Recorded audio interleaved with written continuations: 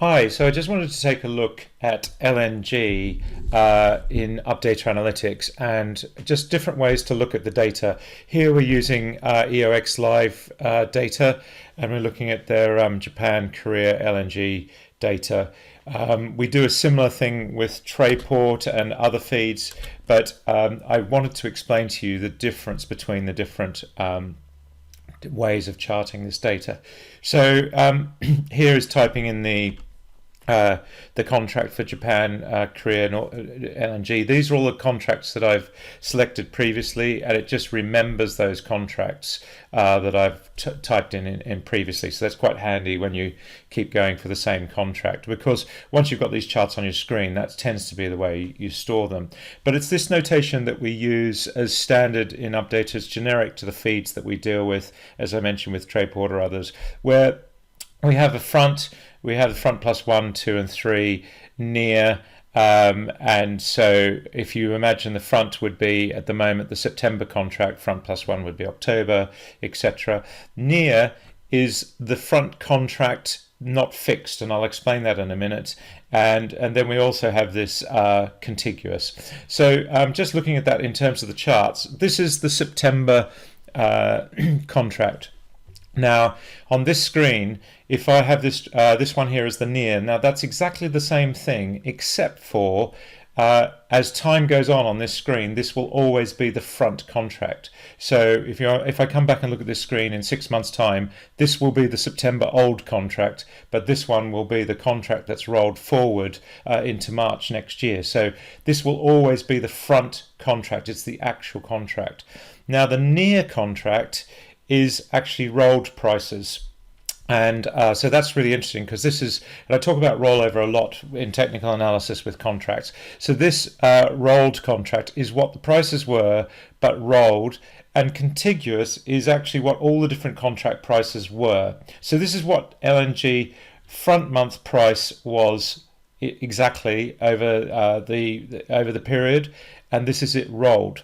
So if you're doing, if you imagine the first one, we talked about this contract just getting old. If I changed that to the near contract, then the beauty of that would be that it would update all the time. So if I go for that near contract, I've now put that in, and that's actually what LNG prices were rolled. So we see that spike in LNG prices back at that front contract back in January showing through. So that's just one way to make sure that your charts are updated with the same like-for-like data.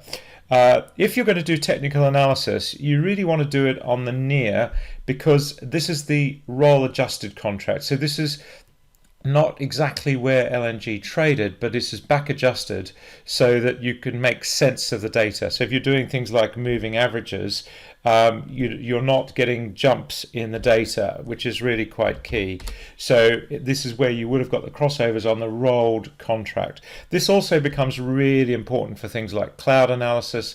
You want to do on your chart, seeing any change through the contract, and of course point and figure, where you want all the targets. And you don't want the jumps in the data, so you want these targets to measure through. So that's really quite key. And then you can, of course, adjust the box sizes accordingly. So we get these price targets and support levels all off the roll adjusted contract.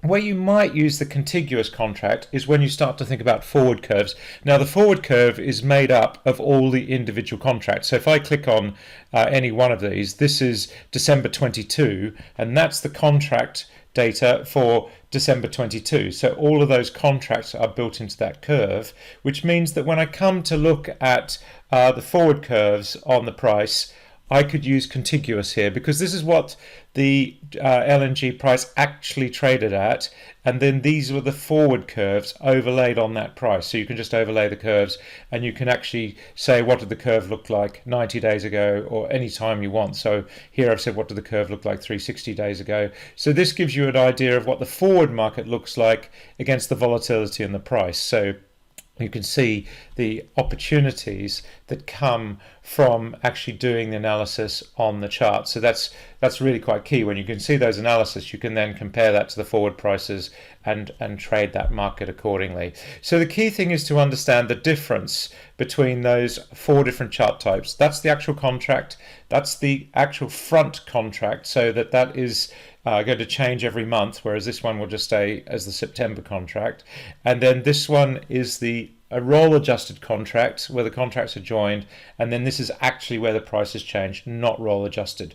So that really becomes important when you come to do your analysis, and I just hope that helps you a little bit in understanding how you utilize this data. And of course, Updata does treat this data into different contract types so that you can actually do this analysis. So we take the raw data, whether it be for EOX, Trayport, or other data services that just have the contract data. We create this environment that allows you to do better analysis with the data. So hopefully that's just a helpful guide in terms of understanding rollover and when to use it, when not to use it, and which contracts to use. If you want to have a try of Updata, why not just download a trial and see for yourself.